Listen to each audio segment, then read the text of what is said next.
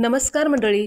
तर आज आपण अगदी कोणालाही सहज जमेल इतकी सोप्या पद्धतीने जिभेवर ठेवताच विरघळणारी थापी वडी किंवा पाटवडीची रेसिपी दाखवणार आहे. जरी तुम्ही पहिल्यांदा जरी बनवत असाल तर अगदी परफेक्टच होणार इतकी तुम्हाला मी खात्री देते. तर बऱ्याचदा काय होतं, आपण वड्या बनवत असताना एकतर वडीचं मिश्रण चांगलं शिजलं जात नाही किंवा त्यामध्ये बऱ्याचशा गुठळ्या राहतात किंवा वडी थापत असताना त्याला भेगा पडतात किंवा चिरा जातात. आपण वडी काढत असताना वडी छान अशी निघून येत नाही. हे सगळे प्रॉब्लेम्स येतात. तर हे सगळं टाळण्यासाठी हा आजचा व्हिडिओ शेवटपर्यंत नक्की बघा आणि तुम्हीसुद्धा माझ्या या पद्धतीने एकदा मऊसूत जिभेवर ठेवताच विरघळणारी अगदी परफेक्ट थापी वडी नक्की ट्राय करून बघा. पितृपक्षामध्ये बनवली जाणारी ही वडी जरी तुमच्या घरामध्ये भाजीला काहीही नसेल तरीसुद्धा या तुम्ही नक्की बनवू शकता किंवा डब्यामध्ये सुद्धा देऊ शकता. इतक्या छान ह्या वड्या होतात आणि चवीला तर अप्रतिम लागतात. रेसिपी नेहमीप्रमाणेच खूपच साधी, सोपी आणि भरपूर टिप्ससहित शेअर केलेली आहे. त्यामुळे व्हिडिओ शेवटपर्यंत नक्की बघा आणि रेसिपी आवडली तर प्लीज व्हिडिओला एक लाईक नक्की करा आणि अशाच छान छान रेसिपी बघण्यासाठी शिल्पा किचन मराठी या चॅनेलला सबस्क्राईब नक्की करा. आणि हा आजचा माझा व्हिडिओ भरपूर जणांना, तुमच्या मित्रपरिवाराला, नातेवाईकांना नक्की शेअर करा. तर चला वेळ न वाया घालवता लगेच आपण आपल्या रेसिपीला सुरुवात करूया. नमस्कार मंडळी, शिल्पा किचन मराठीमध्ये तुमच्या सगळ्यांचं खूप खूप मनापासून स्वागत. तर वडी बनवण्यासाठी आपल्याला पहिल्यांदा एक छोटंसं वाटण करून घ्यायचं आहे. तर त्यासाठी इथं मी 10 ते 12 लसूण पाकळ्या घेतलेल्या आहेत, एक छोटासा आल्याचा तुकडा घेतलेला आहे, 1 चमचा जिरं घेतलेलं आहे, 3 ते 4 हिरव्या मिरच्या घेतलेल्या आहेत. मिरचीचं प्रमाण तुम्ही तुमच्या आवडीप्रमाणे कमी किंवा जास्त ठेवू शकता, जसं तुम्ही तिखट खाता त्याप्रमाणे. 4 ते 5 कढीपत्त्याची पाने घेतलेली आहेत. यामध्ये कढीपत्ता नक्की घाला, चव खूप छान येते. आणि थोडीशी कोथिंबीर घेतलेली आहे. तर आता आपण हे मिक्सरच्या भांड्यात काढून घेऊया आणि पाणी न घालता आपण हे असंच बारीक वाटून घ्यायचं आहे. पाणी आपण यामध्ये अजिबात घालायचं नाही, तसंच वाटून घ्यायचं आहे मिक्सरला आणि एकदम बारीक वाटून घ्यायचं.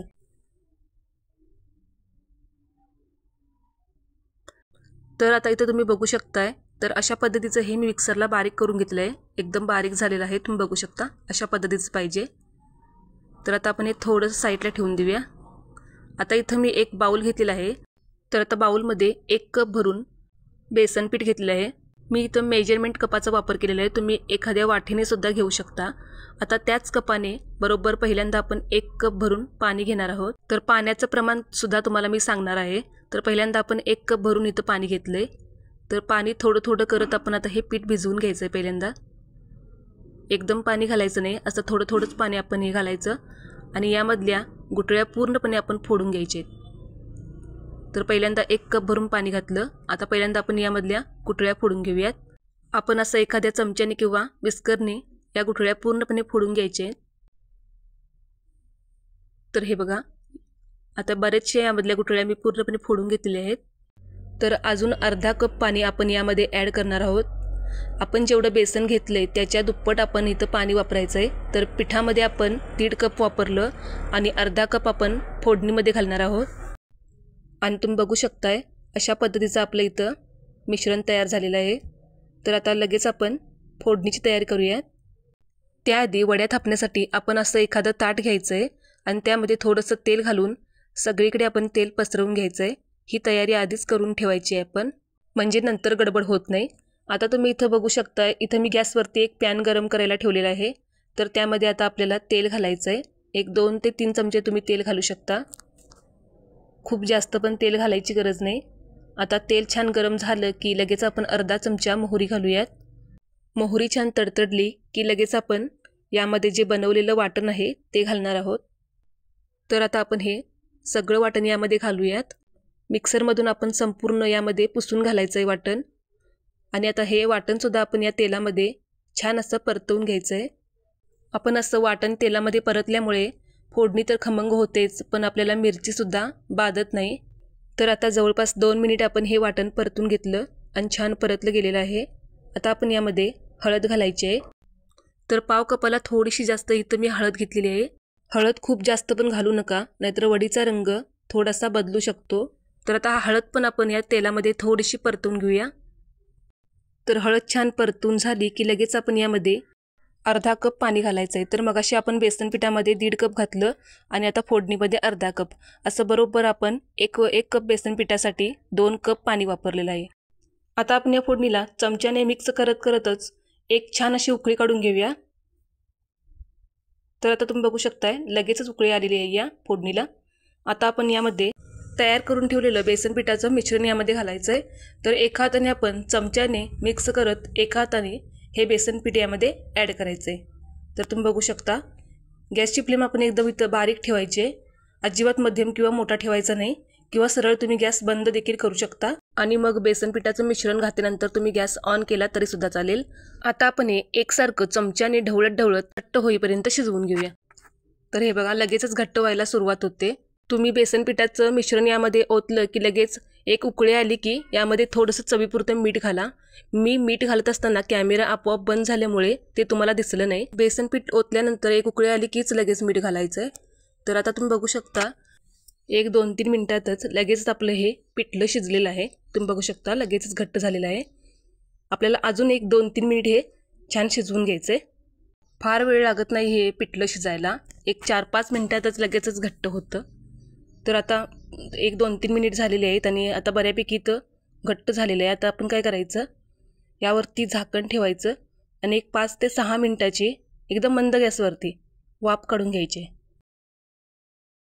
आता 5 ते 6 मिनिट आपण याला वाफ काढून घेतली आणि बघू शकताय हे पिठलं अजून थोडंसं घट्ट झालेलं आहे. आता आपण एकदा हे चमच्याने मिक्स करून घेऊया आणि अजून थोडंसं हे घट्ट होईपर्यंत मी असंच चमच्याने छान मिक्स करत याचा गोळा होईपर्यंत आपण हे शिजवून घेऊया.